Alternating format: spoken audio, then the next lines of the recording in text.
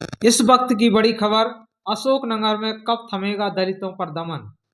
सरेआम गुंडागर्दी, नाश्ता लेने गए दलित युवक को डंडों से पीटा, जाति सूचक गालियां देकर बेकरी से भगाया।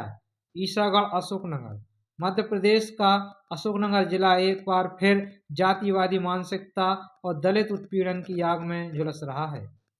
ताजा मामला ईसागढ़ के चंदेरी तिराहे का है, जहां मानवता को शर्मसार करने वाली घटना सामने आई है। क्या एक दलित का दुकान पर जाना अपराध है? यह घटना 5 जनवरी 2026 की है।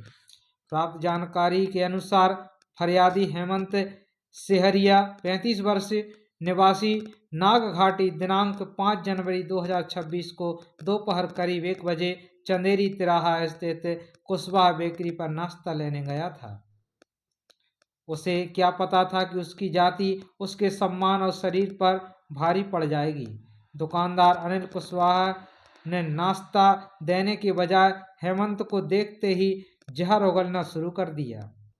आरोप है कि उसने सरेआम कहा, तू सिहरिया बार बार हमारी दुकान पर क्यों आता है। यह सवाल सिर्फ हेमंत से नहीं बल्कि पूरे समाज की व्यवस्था से है।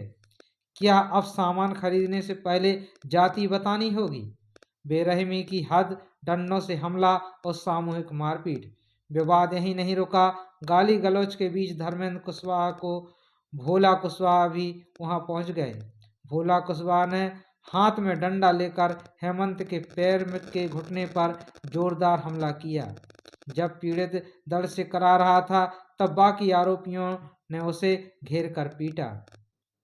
चश्मदीद गवाही मौके पर मौजूद पंकज जैन और संजय भान ने किसी तरह बीच बचाव कर हेमंत की जान बचाई, वरना यह हमला और भी घातक हो सकता था।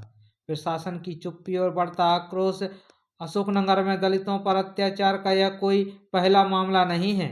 आंकड़े गवाह हैं कि मध्य प्रदेश में अनुसूचित जाति जनजाति के खिलाफ अपराधों की दर चिंताजनक है। हेमंत ने हिम्मत दिखाते हुए अपनी पत्नी और मां के साथ थाने पहुंचकर एफआईआर दर्ज कराई है। लेकिन सवाल यह है कि क्या दबंगों में कानून का खौफ खत्म हो चुका है? क्या छोटी छोटी बातों पर दलितों को निशाना बनाया जा रहा है? क्या पुलिस आरोपियों पर ऐसी कार्रवाई करेगी जो मिसाल बने? इस मामले में दीना भाना बहुजन संगठन की अपील। दीना भाना बहुजन संगठन ने लोगों से कहा है कि प्रशासन को इस मामले में कड़ी से कड़ी धाराएं लगाकर आरोपी को जेल भेजना चाहिए, ताकि ईसागढ़ की सड़कों पर फिर किसी हेमंत को अपनी जाति की वजह से लहूलुहान ना होना पड़े। देश भर में जाति के नाम पर दलितों, शोषितों, वंचितों पर सदियों से हो रहे अत्याचार को आज भी हम सरेआम रोडों पर देखा जा सकता है। शासन और प्रशासन की क्या क्रिया प्रतिक्रिया होती है? शासन और प्रशासन और अपने कर्तव्यों का निर्वाह करते हुए कैसे इन दबे कुचले वंचितों को न्याय दिलाने का काम कर सकता है?